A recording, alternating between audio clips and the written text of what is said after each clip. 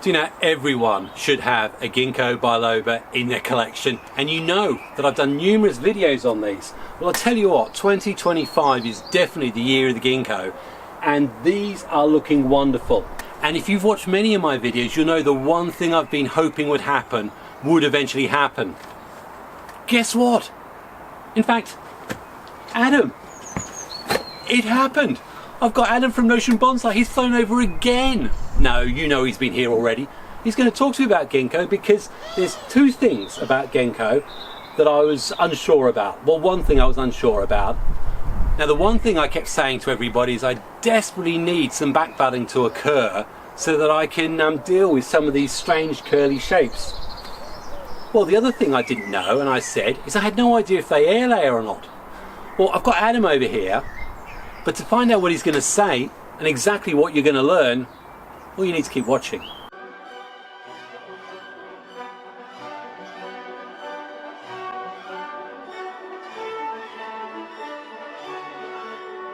Hi, it's Xavier. Welcome to our bonsai retreat, and hey, welcome to Adam. Great to see you in this video as well. Thank you for having me here. And Adam is actually, I think, providentially, we were just talking about what was the tree I was going to work on, and I said Ginkgo.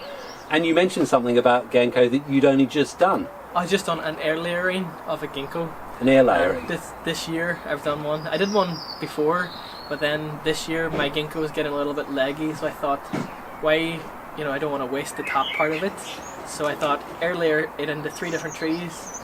Well, one of the things I've said about Ginkgo that makes them unique. I mean, I really love them, and you get this classic flame shape. And the different leaves and the vibrant, I mean the greens on this is incredible right now. But they're a bit of a prehistoric tree in terms of their, well, I call it their circulatory system. But very slow to heal, and if you get wounds on a biloba, it can take absolutely ages to heal. So you've got to be really careful with your wire. But the main thing I was really curious about was that very fact, can you actually do air layers? Well, because of what you've said and what you've tried, and because of something I'm going to show you right now. In fact, do you know what? Enough blah, let's go and have a look and see exactly what it is I'm talking about. Yeah, now the one thing that many of you know with the bilobas that I've got is they've got this long, leggy, some of them like this. And I think last year I said I really don't know what to do with it, and I desperately hoped that we get some backbudding and something that would be workable. And I think you can see here clearly, although I cut these 2 down, because there were actually 3 long whips like this. I cut 2 of them down because I thought it'd be just 1. Well, now look at all this usable buds that we've got, and it gives us many options. But the big option that I see now, based on the fact you've said you've done an air layer, is maybe we'll whack an air layer on here. And then you would just have the final tree as this small little. There'll be this little showing or whatever down here. And I don't know whether I have both bits you here. Keep 3 of them and maybe get ones on this. The fact is, I think, it clearly shows that we've got, well, this is where you get these swellings. Potentially you're going to get new buds coming. Yeah. And there's a little swelling here, all over this. And I think the key, sometimes the biggest barrier to getting backbudding is that our hands, we're too busy wanting to prune, to be active. And sometimes, well, I think you said it to me earlier, the hardest thing is... You just leave the trees alone. And leave it alone. Let them be trees. Patience. And I think the bilobas last year, I didn't really do very much with them, and I didn't expect to have these sort of results, and I see it on some of the other ones, which you'll see in a minute. But as a result of that, and because you're here and brought more rain, would you mind doing an air layer on that? Yeah, we'll give it a go. Brilliant. So we'll get Adam to do an air layer, and then we'll have a little look what we can do with that. And now we're going indoors because it's raining. You see the water dripping? Oh, see, that's awesome. That is...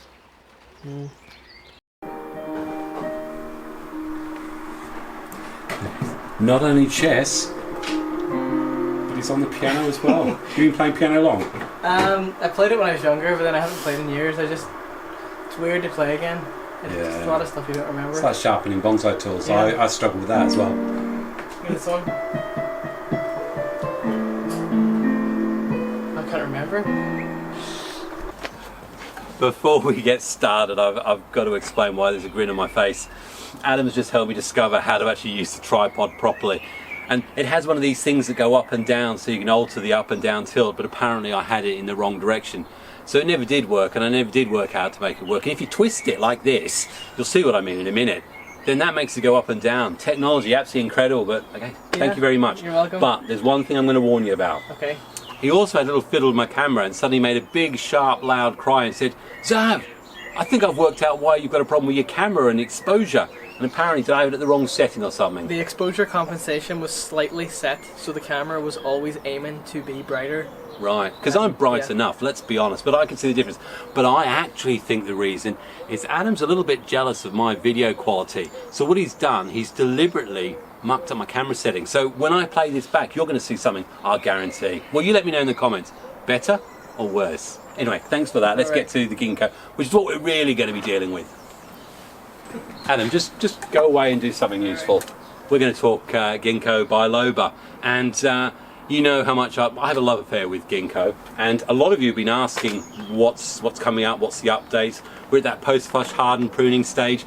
All those shoots. What am I talking about? There's nothing here. You want to see all those shoots. You want to see all those shoots? I can't find a tree with shoots. Here's one. Look at this. Look at the extension on that Ginkgo. Isn't that magnificent? This is why we do bonsai. Not to win prizes, to see that sort of growth. And I bet a number of you are asking, Zav, what are you going to do with it? Because I know a lot of you want to know about cuttings. And right now, we're in the last week of May. I can do these cuttings either now, or indeed, late winter. Before these have opened up and they're just starting to green, I can cut in the same places and do them there. And I tell you what, success both ways. So what I need to do is make sure I've got my pot of soil handy, and in terms of that straightforward fine grain potting mix, I tend to heavily put vermiculite in it because it holds the moisture. So I find that works beautiful, and I'll also either put that in a humidity tray, which you'll see in a minute. Have all this stuff ready, it makes it quicker. I have tools. Now, I feel embarrassed, I've got Adam with me. I'd love to like roll my tools out, but I can't. So all I've got is an old tea towel, and I'll go, and the tools you need are these. Oh, Adam, there is something you can do for me. Yeah. You kindly gave me a tool cleaning thing, didn't you? Oh yes. Oh yeah. It's inside in the front in my office space. I'm going to see if Adam can get it, because I've never used it, but apparently it makes your tools smell nice and gets all the muck off. We'll need that for the end. So in terms of taking cutting, for this growth, it's got a long way to go. We've got this lovely shoot here. I'm going to let this one grow out because I want this to become a secondary trunk, because it is an odd looking tree if we give it a spin. But hey, do you know I said that he's here? Okay. Don't go away, you've got to go to the end, because you've got to see exactly what I do with these fantastic products. That are these all your own making? And Yeah, they're brilliant. my product. I'm not allowed to go into what's in them, you know, hush hush and all that, but we'll have a look at these later, so good reason to stay, apart from the fact you're going to see Adam do an air layer. But anyway, go away Adam, we've got something else to do. I was talking to you last year, and there's several videos in the playlist, and the one thing I was saying to you about Ginkgo is I really want to see how well they backbud, if they're healthy. Well, do you know what? Come and have a look just here. There is a lovely bud that wasn't there. So I mean, seeing that we've had such incredible results with these backbuds, and that's not the only place. That happened because I left it alone, I fed it, and the tree has been allowed to grow. You get so much backbudding. In fact, I'll show you another one where that backbudding has come into play. Well, tell you what, 1, 2, 3, 4, 5 very usable shoots. In fact, the shoots are so good that, as you already know, that means I've decided that I'm going to actually be able to do an air layer on that. But so to the question, do Ginkgo backbud? Yes, and you don't need to prune them to do it. They just need to be healthy. So I'm very impressed. So what are we going to do with those shoots? Glad you asked, because you know what I love doing. I have so few trees in my garden that what I need is more. I'm going to do 2 Ginkgo cuttings. I mean, cuttings aren't a motive, but we've all done videos, or you've seen loads of videos about cuttings, and you desperately want your cuttings to take in work, and there's all these different methods. Well, I'll show you mine, and you've been around my garden many times. You know I have loads of success with cuttings, and I try to be quite simple about it. So I've got this length here. I definitely know that I would probably want to keep what's here, and that's harder wood, that's last year, the year before's growth, that to develop. So I'll take the length from the growing tip. I'll probably look about that high and that high, and I'll cut just below the node. And you can see the node here. It's just there where there's a growing leaf or a growing tip. So we get this out of the way, and this isn't a lesson all about cuttings, but for the Ginkgo, just to show you how easy it is, I will literally cut all that lower stuff off until we've got these lovely two at the top. We'll repeat the operation. And the good thing about this is, as you know, with everything I do on here, when things don't work, you always get to hear about it. But tell you what, this works. Absolutely works. In fact, I'll show you one of my Ginkgo cuttings. Now, we've got a whole cluster there. I'm going to take the big leaves off. And the whole idea there is that so this isn't spending all the time trying to get moisture in all those leaves. We don't really want those. We want all the work into creating roots. Now, what we do need to do is put that in some rooting powder. Now, I have said to you that often I'll just chuck them in dirt. Well, with Ginkgo, with Dawn Red, with some of the more, sometimes I think the more fussy species, I will try and give them a leg up. And while I've got Adam here, I know that he's got a few products, and I'm not here to go on about them. But do you know what? He's here. He's brought some products with him. Should we find out what Adam would use for these? So, with the aid of magic, look, it's Adam. Here's the two cuttings, Adam. All right. Here's the soil. I'll hand it over to you and you tell us what you're using and what you're doing. So depending on, I think, personal preference, depending on whether or not you want to use powder or gel, this is just down to what you like to use the most. I find the gel with cutting sticks a lot better around the base. The powder I would use more for air layerings. So I'll leave the powder here. I would use a gel that has the active ingredient IBA, known as indole-3 butyric acid. And indole 3 butyric acid. Now, I'll say now that it's only while I was sitting there talking to Adam, I've got various different cutting pads, and you know, a lot of people actually ask me what do I use, and I'm pretty sort of blasé about it, say whatever I can find across the counter. And again, it's important to do really important, never to think you know it all, because just chatting with Adam, he was talking about this IBA, and I thought that was a drink. No, that's IPA. That's a beer, isn't it? Yeah. Don't put beer on your cuttings. IBA, how it works is it acts as a synthetic form of the growth hormone auxin. Okay, so after we take a cutting off of a parent tree, what begins to happen is the cutting, over the course of a couple days or weeks, it sends these natural auxins down the stem, and whenever they reach the bottom, they start to accumulate. And when enough of these accumulate at the base, the cells then reprogram themselves from branch cells, which was on the tree, into root cells. And then once this happens, you're cutting roots. Sometimes your cutting will dry up before it has a chance to do this. Sometimes there's not enough in it. Maybe you didn't leave enough leaves, whatever. Yeah. So this synthetic form, IBA, instead of waiting for the cutting to do this, which could take a while, by dipping it in, it's immediately there. So this can get to work at doing that immediately. So just dip it in, and usually I wouldn't dip directly into the container. But for all of you who are already scribbling on the comments, I know there's a few of you out there, don't say they weren't. I too was going, has he just dipped it straight in? Has he infected the entire bottle? Well, it should be fine. So as you can see, the gel is just sort of clinging around the cutting. With a chopstick, we're just going to put a little pilot hole. This just ensures that whenever we put the cutting in, the gel isn't washed off. See the gel sort of, you get a little bit more. And put this in, and then from there you can just secure the soil around the base, and then from here you want to keep this cutting in a nice warm humid environment. I think sometimes it's understanding that from a cutting it's easy. I used to think at the beginning that all the roots are going to come right from the base, and I know some do, but I find often a lot of the roots start actually coming from lower parts of the bark or the shoot itself. So as you can see, that's two nice Ginkgo cuttings. Keep them in a nice warm humid environment. Sometimes people wrap them in a plastic bag, like a Ziploc bag, and it should take maybe 6 to 12 weeks to root. And now I'll tell you the actual truth, because here in the Bonsai Retreat, although I'm really eager to find out how this works, because apparently this IPA, no, not IBA, is supposed to be absolutely wonder stuff. But I don't know, loads of you talk about that. But what I would do with these, I would normally just shove them down the bottom of the garden with all the other cuttings, and I find Ginkgos strike really easily, but you do need a rooting hormone on them. And then the final thing you need to do with your cuttings, to make sure they've got every opportunity, is I use a humidifier. I just drop them in, and yet there's a little bit of water in there. Lid down, and then just leave it to bubble away and humidify. I know you're all wondering why I'm on the left-hand side. It's because shortly Adam's going to take the lead to show me how he does air layers. And you know I've done loads of air layers, but I am really interested to see what he does. I thought we were all ready to go, but he looked at me and tutted. I'll let him tell you why he tutted. No, you tutted. Coming through. Okay, so we're going to use this knife, and it wasn't as sharp as I'd liked it to be for a nice clean cut on the air layer. So we went and gave it a sharpen. What did you use to sharpen it? Stone. Stone and oil.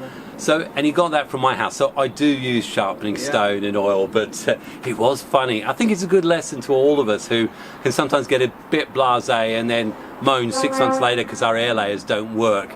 It is important. You'd say so. I would say the top line of an air layer is the most important. You want that to be as clean as possible, so you can use a nice sharp and clean tool. Yeah. Anyway, look, do you know what?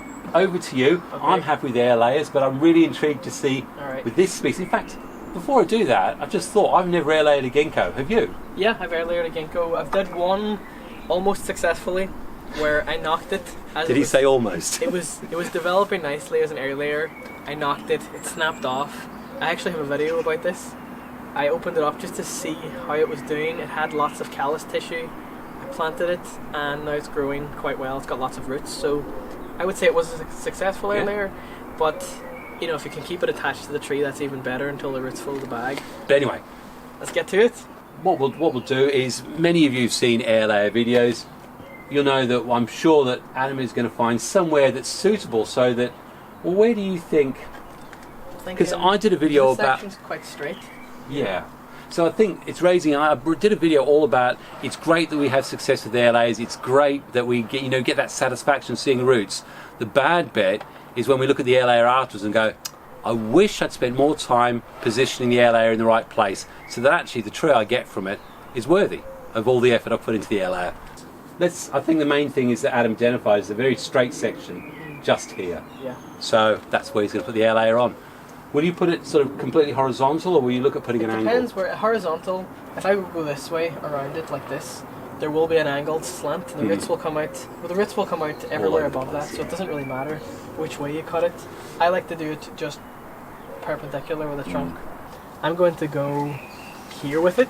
So start by just pushing the knife into the trunk, right through the bark, right through the cambium, and usually the cambium comes off all at once and you don't need to go scraping, but if it doesn't, you will need to remove that after. So I'm just going to go into the trunk, go around. Really take your time with this.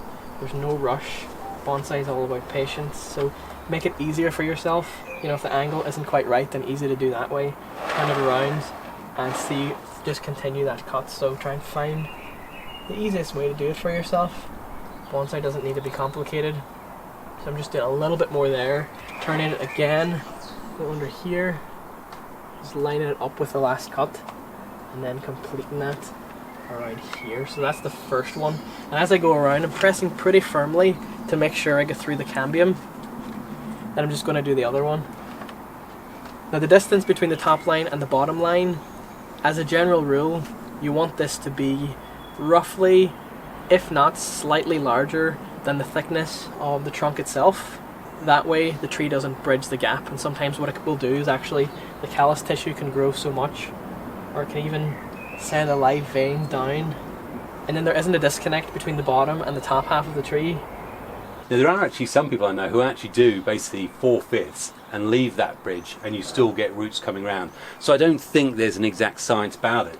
But if you're worried about the space, normally, for me, it's normally the width and a half of the trunk. So if that's a centimetre, I'll normally do a centimetre half and a squidge more. Well, I tell you what, we need to zoom in, get in close and see if this thing actually comes off in one go. Because we all know in Japanese maple, there's nothing better than when you pull it off like an orange rind and you've got that lovely clean appearance. I've never seen it done with a ginkgo, so we're going to put Adam on the spot and see just how well it comes off. So all I'm going to do now is just cut a line very gently between the top line and the bottom one that we've made here and here. And you'll know if your top line and bottom line was done nicely, and if you've pushed hard enough, if this comes off all in one go, which I'm hoping will happen. I'm just going to peel here with my nail. Look at this.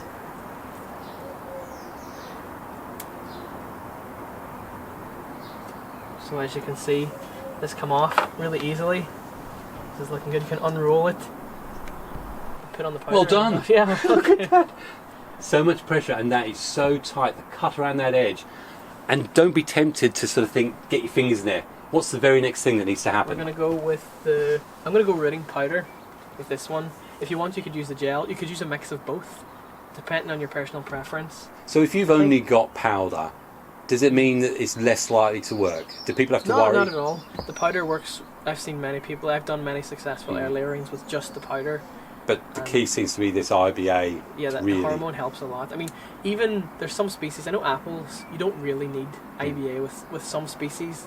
They just root themselves because that's what trees naturally do. Now, Adam's just made me go and get a nice paintbrush. So there's a reason we use the brush, and I'm going to put my hand up right now and say again, lazy practices you don't want to do, especially, I understand, if you're using IBA, which has got a hormone in it. Yes. Is actually, if you look online and really start researching things like rooting hormone powders and that, if you get them on your skin, it will have a chemical or a physiological reaction, and actually can be cancerous. Okay. So it's very important that though you may think, oh, I won't bother, I'll lick my finger or whatever, don't. That's my advice. Anyway. So just wetting the top part here. Doesn't have to be anything fancy, just get it nice and wet. I mean, if you're using a gel, it will stick. You won't need to do this step. I see some people using powder and they don't wet it, and a lot of it flies away, and I think it's wasting, so I try not to waste things when I do things like this. Well, you get rooting hormone in your eyes. I wonder how that works on the body. God, I hope not. Just going to put this on here. It really doesn't take much. If you mix it with water, you can make like a paste with a gel too. Paste with a powder. I noticed you're actually pasting up above the... Yeah, because this is where the roots up here. They don't really come from under here. Which is what we were talking about again with the cuttings as well. Yeah. I think these are really quite important. I mean, many people will know this, I know, but it's so... Sometimes we do wonder where we put the paste, and I know when I was first starting, I'd put it right at the point where the cut was, and then I'd be surprised because the roots were coming higher up. Yeah. Okay, that's enough. That's all you need. It doesn't take much. We're going to take just a piece of old plastic, recycle if you can, and we're going to take some sphagnum. Now, depending on the sphagnum that you can find, if possible, I like to use the long strand sphagnum. This is a different type of sphagnum. It really doesn't matter. As long as it holds moisture and it's nice and aerated, it will work quite fine. Does it matter what's written on the plastic bag? It doesn't matter what's written on the bag. So, whenever you put it on, you want a good amount of moss below where you put here, because if you put it above here, the roots will actually grow up into the moss. So when you go to plant it, they're all over the place. You don't want this. You want most of the moss below the point where the roots are going to come from here. So if we even slide it down a little bit more.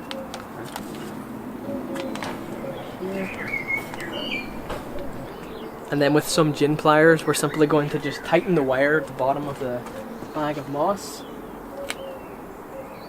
You always think, how tight does this have to be? How tight does this have to be? If possible, tight enough that the water doesn't evaporate off the moss. Then for the top part of this air layer, I'm just packing in some moss at the top. And whenever I say packing in, I don't want to compactify this and make it really dense. I want to just, as I'm pushing it in, just sort of lightly press. That way it stays nice and aerated and moist. I think from what I've understood, it's important to get that full 360. Yeah, the space between the trunk. And so you get equal space for the roots to grow out, rather than trying to avoid that one-sided root structure. Yeah. Which often happens with air layers anyway. And we're using it probably looks like it's more difficult, but it's recycled wire. So a lot of those offcuts or the wires that I've taken off branches, I keep them to one side, and they get reused for things like this, rather than starting again. The bag was reused, the wire was reused, the soil was free. The moss has been walked on. The tree, this is another piece. So this is more or less a free air layering. Now, Adam's had to rush off. His business manager has just called in to say there's 2 bookings and there's a couple of interview chat shows that want him. What can I say? It's only the Bonsai Retreat in Little Grantham. I'm sure he'll pop back in a minute.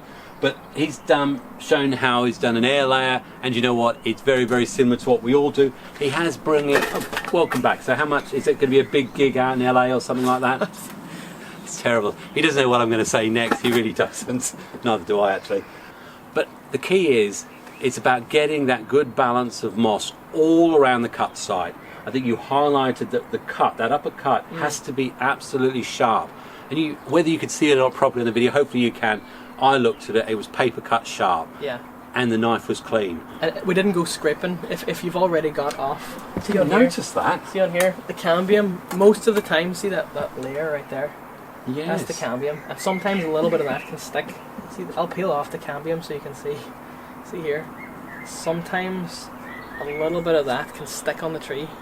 Sometimes some of that can stick to the wood, and you want to scrape that off with a knife. But if it doesn't stick, don't go scraping at the harder wood inside. Because then it's the hardwood that you're actually taking off. That's responsible for still supplying water to the foliage up here. So if you damage that in any way and you go scraping, this can suffer. Anyway, so we've got the air layer. That's brilliant. Thanks for that.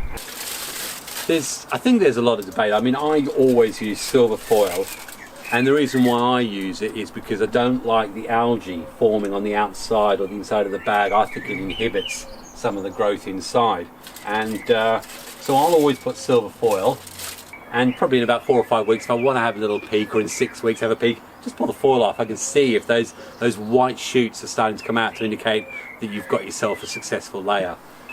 Now, I know there's been all sorts of things, but remember the title, How to Make Bonsai from Ginkgo. And I think we've seen how we can get bonsai from the cuttings. We've now seen how we can get bonsai from doing air layers, and then what we can get from the subsequent base, so we can make a mame out of a ginkgo. Well, there's also a few other things we need to bear in mind. And say we're mid-May, and you're going to watch me do something that at least half of you are going to say, either I don't need to do it, or why am I doing it? And that is, I'm actually going to slip pot this beautiful, I think it's a really nice ginkgo, and you've seen again over about 3 or 4 videos since 2022 this one developed. But what's interesting is if you look at it pulling back, it has automatically formed that sort of flame teardrop shape that you expect from a ginkgo. It's absolutely gorgeous, magnificent, but they grow so well. This got repotted 2 years ago, and truthfully I should have probably got it repotted in late winter. Is that a problem now? Well, yes, because I know that if we have a pretty bad winter this year, that the roots on this are so close and so tightly packed that there's a risk I'm going to cause it damage into 2026. All I'm doing is grabbing another Dawn Isaac ceramic, favourite ceramicist. Beautiful, there's a little inlaid leaf there actually. Same sort of colour, and overall size you'd say, well, it's the same size. But there's no lip on this, so that means on each side I've got an extra centimetre of space. That's going to allow me to very easily do this. And if you have a look on the base there, we've got a mat of roots there. It's not heavily root bound. In fact, looking at that, I'm changing my mind. I was going to put it in that and just slightly bigger and put it in like that. But actually, that is not as bad as I thought it was going to be. So a slip pot would have just required me to have some extra soil, which I'd have just put around the sides and tied it down. There's nothing wrong with realising that actually your first fears are wrong, and just going back to where it originally was and putting it straight back in, which is what I'm going to do. Why did you stop? Glad you asked that. Do you know, one of the things, it's also, I think it's a big fun, you might tell me that itself. You know, as a YouTuber, you think, right, mindset, I'm going to do an emergency repot, or I think it needs more space, and you start the process, and as you saw there as I lifted up, many of you probably went, Xav, overflowing with roots? I don't think so. Yeah. And what was your view when you saw me lift that up? I think if you wanted to up-pot it, you could have. Yeah. I mean, there's no problem doing that. You'll probably get more vigorous growth on the top when the roots fill the pot, but if it hasn't filled the pot it's in, you know, I like to say, like Peter Chan always says, if there's nothing wrong with you, why would you cut your stomach open? Have you heard of this? Yeah, he said the same to me actually. And I would say, if it hasn't filled the pot, if it doesn't need the repot, and the pot it's in is doing well, just let it be. And I think you did the perfect decision. I tell you what, when you see a root-bound bonsai, well, you've all seen it. Those roots are tight packed around it, and it's impossible not to slip pot without digging it around. If I'd tried to dig that, the whole lot would have fallen apart. That would have been dangerous. Yeah. So never be afraid to reassess a plan. I think that's probably one of my top tips. If you had removed all the soil, you could have started again. Yeah. But doing that, it can set the tree back a little. It's about just a recovery period. I think it is about stressing. I mean, you look at this. This tree is screaming out with joy. It's really happy. It's vigorous. I'd probably prune a couple of things. You've seen me prune one of them. I'm going to follow the same approach probably right around. But I think never be afraid to go, whoa, stop, back the bus up. I'm not actually going to do what I thought I was going to do. I'm going to keep the tree in an environment that is happy and safe. What do you think of this one, by the way? It's nice. I like how it's all coming at the base here. It's a lovely, it almost looks like aerial roots on a ficus, the way that it's going. Yeah. Really nice. I would clean up some of this moss. Yeah. And yeah, I love the structure of the three. You know, like the classic sort of ginkgo look where they're all coming from the base. Everyone heard Adam say he wants to clean up the base of this. Now, I just used a toothbrush. I know there are people who use various solutions and like vinegars and stuff like that. I mean, I'm not going to make you do it all, but do you actually, when you're doing the base, because it's something I say, I very rarely do anything than just use my fingers. I quite like this process. It's sort of therapeutic. Just is the word cathartic? It could be. Cathartic. Now that's a good word. Lethargic. Lethargic and cathartic. I'm not sure. You're doing a great job on that, Adam. So we've really covered a whole range of stuff for Ginkgo, and hopefully that's going to whet your appetite to get yourself some Ginkgo. Certainly cuttings, big thumbs up, work really well. We're going to find out air layers later on in sort of 8 to 12 weeks how they work. And sometimes what I've discovered, I think the big thing, we said patience, but sometimes you do a load of work on a tree, there is definitely nothing wrong with leaving it for a year, because they come up so green and vibrant that suddenly this one, which looked really ugly, now look at it. It's incredible. It's still developing that flame shape. And even there you might say, but there's so much clutter. Can I do something? Is there something I should do? You know, you sit there, well, the rules say I've got this straight branch here, which probably see better here. Yeah. And it comes straight up. All of these are suckers that have come up from the base. And I've kept this deliberately because there's really heavy scarring, which is very, very visible in earlier ones, but it's actually starting to close over. So I like this wild woolly look. Is there anything wrong with having that? There's nothing wrong in bonsai. No mistakes, no happy accidents, as Bob Ross would say. Happy accidents. My garden's full of happy accidents. In fact, my wife used to say our family was full of happy accidents. I wouldn't say there's any. Got ya. I think this is the start of a nice sort of clump, and even if you were to upsize this, this one is quite straight. You could shape or keep it straight.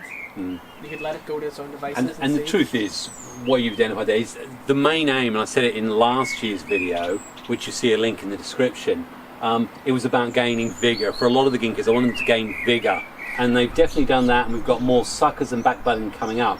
So eventually the reason for having that, which was to mask a really ugly old scarred branch, is I either now decide to actually whack a little bit of wire like I did with the 4-tree one, and that's what I'm going to do, just a bit of shape, because eventually I may even either cut it right back or just remove it as these ones get stronger, or indeed cut it down and let it send out new backbuds. Originally the intention was that branch was going to cut back. Actually Adam helped remind me that's what I was going to do. I've got this lovely bud here, and the question is, could I do it now? You could, if you want. Well, you're going to do it right now? So, and I won't go low, but all I'm going to do is just... Is it dead? Like that, and absolutely... Whoa! Yes, that's dead. Do you take these big energy drinks and stuff like that? Now, the reason why I can do that is last year we didn't have that, and we didn't have all this here. Now this is still straight, and I probably will just put a little bit of wire for a year or two just to put that gentle bend in it. But we've already observed they backbud well if they're healthy. I have no doubt that I'm potentially going to get a shoot from there or from there. So I could be patient, just wait. What I will do is maybe just take that slowly back. And if you're unsure, you can take it back a little bit at a time until I don't want to go that much closer there. So in fact, no. Because I know I will next year come in and go closer on it. You can see it's dead to there. It's dead, so I don't need to put cut paste or anything on it. But I'll leave that for now. Even though it's already looking better, it's opened up. It's not as much, crossing branches. Yeah. There's no crosser here anymore, so it's opened it up a little more. Do you know what? I'm so grateful that Adam's come out. We've had an absolute blast, and he's got a load of stuff still to do. Thank you for having me. So thanks very much. There is one more thing, and I know Adam keeps saying to me, don't go on about my products. This isn't some big advert. It really is, and But yes, I'm using Adam's products, and I do put a link in the description. And you know what? He's not listening right now. So far, they're really good. The cut putty has been brilliant. I think you're a real trailblazer, an example certainly for younger generations, because in truth, your bonsai journey started in sort of 2019? 2019. Yeah. And I'm going to say now, there's people who very easy say, huh, he's been a pup, he's been in it for 5 years, what can he tell us about bonsai? Well, already, apart from the camera, there's 3, 4, 5 things I've picked up from you that are really key and important. It's a journey. We're all in the journey. We all join the journey at different points, and experience can come at different levels. The motivation you show, and you've said to me a lot that you have a strong desire to read, understand why things happen, the biology, why actions take place. I would say borderline obsessive. Like I love I just like to know how trees work and how they grow, and I just always like to keep learning. I hope I never want to say that I know everything, because even some of these bonsai masters that you hear them talking about things, and then they'd say like, oh, I didn't know that, and they're still learning. Everyone's still learning, and there's no one that knows everything in bonsai. But I think what I can reassure anyone who doesn't, I mean, I don't think anyone has doubts, but just working with you now for just under a day, you know your stuff, and what's better is you're not afraid to keep trying stuff. So what's the future for, the label Notion Bonsai? What's your future? Because you really are going for it, and I think it's your business now, isn't it? I would like to keep developing more products, because I really enjoy the production side of researching, the ingredients and making the labels and finding Talking about products, I'm interrupted. Everyone knows who comes and speaks. They say, "Will you stop interrupting him?" A product that he brought in there, and I'm not going to, but it's a tool cleaning thing, this bonsai camellia oil. Yeah. I just thought we've been working on using some of the tools, so all I would do, okay, all right, so it doesn't die, it's not hay. So camellia oil is used quite, popularly for your bonsai tools. It doesn't harm the trees, it's very safe for the trees. And then am I supposed to use a clean cloth? Yeah, cloth, wipe it over. And I find with the camellia oil, it's a fantastic oil to use. It's a light oil, so it's not going to clog up your tools. You don't have to get my product, you can find it elsewhere, but with mine I like to add in an extra sort of essential oils with the benefits. It smells really nice. So there's pine oil, Scots pine oil, eucalyptus, and there's tea tree, and there's a whole bunch of, even recently I started adding frankincense oil, which is quite expensive, but it has really nice benefits for the tools. Antifungal, antibacterial. And I think just on top of the camellia, it's a nice thing I like to add that I did with my own tools, so I thought I'd make a product with that in it.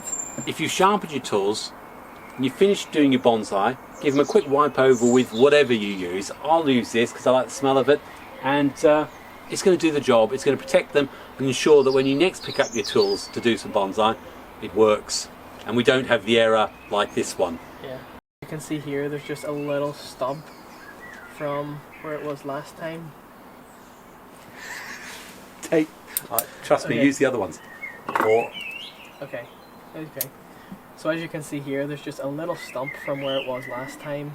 This is where it died back to. So a little leaf coming out here.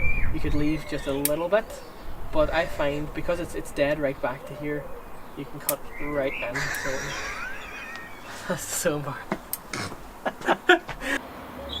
Just going back to the point on the future, I hope to keep creating videos, because I really enjoy the YouTube process of not just working on a tree, but also the production side. I have a background in filmmaking and media production, and to be able to do that for myself is just really enjoyable. So if I do, everyone loves number one. What's your biggest challenge that you found with doing bonsai on YouTube? In terms of trees or the YouTube it could itself? Be, yeah, what would do it in terms of trees? For myself, it's more the self-discipline of there needs to. I tried to do one video a week last year, and I sort of stuck to that. But it's the discipline of a balance between, do I force work on a tree just to get a video out, which I never would want to do, because this can do more harm than good. And it's also the discipline of, you need to get a video out, or I don't want my channel to go stagnant. I want to try and keep content interesting, but also try and keep a nice quality that I'm happy with. Often, whether it sits into the clickbait titles or things like that, there sometimes gets the impression that Oh, it's air layer season, so everyone has got to do a video about air layers again. And do you know what? There's only so many trees we can repot. There's only so many trees we can well, okay, in my garden there's a never-ending list, Yeah. but and I'm fortunate, and that's why you can always get such good quality on the channel. There's always going to be something different. But yeah, I think, Adam, it takes a lot of discipline to do and say exactly that, and to be disciplined enough to not just do content for the sake of it. Because I think most of us know when it's being done just for the sake of it, and we like it to be real, and I think you're authentic, so thank you. It's a big thumbs up to you for that. What's the biggest bit of advice though you'd give to someone else who wants to be a bit of a trailblazer and feels that they've got no experience and they're starting from the beginning? But I mean, even I still feel like I have no experience, so it's hard to give sort of advice on. I'm still learning. I don't know. I think just make content, see if people like it. I've learned a lot from just reading people's experiences when they leave, because I always like to hear feedback of how people, what they do to their trees, and even just reading them, you get little nuggets of information that can just enhance what you do to your trees just a little bit more, and you can take that, apply it to your trees, see if it works, do a little bit of research based on what you read in the comments, and you can sort of find like how things work, and it keeps you thinking about new things too, because quite often you can get stuck down a rabbit hole and things have to be done a certain way, where that's not always the case. You know, people have had success doing things completely different. well, look, I tell you what, it has been an absolute pleasure. I've learned stuff.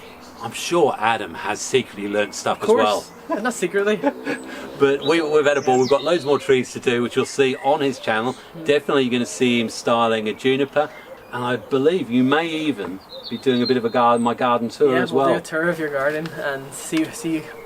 This place is huge. If you haven't seen it, like in your videos, you only see like small pieces at a time. When you're here, it's just a humongous garden. And there's some quality trees as well. Yeah, there's some really nice trees he's got. Like, I was really surprised on the quality of trees that you have, because in your videos you only see one tree at a time, and when you're actually here and you see them all, and you see the bigger trees there's ones you haven't even shared on YouTube. You've got a lot of really nice trees. Now, quickly, before I say bye, Adam did talk about community. You know, for me, community is a big thing. There's someone new who did a bit of haiku for Ginkgo, and you saw me scrabbling from my bit of paper. I've probably got the wrong bit of paper. No, I haven't.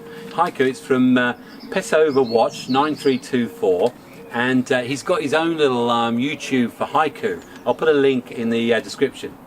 A ginkgo, held up to light, bonsai in halo. There you go. Jason likes some haiku poetry as well, doesn't he? He's got a book. Dreams. Haiku Dreams. Yeah. Again, excellent book. I have a copy of this. He sent me one. Yeah, he sent me a copy. He's probably one of the most generous really members good, of the bonsai community. Really, really good.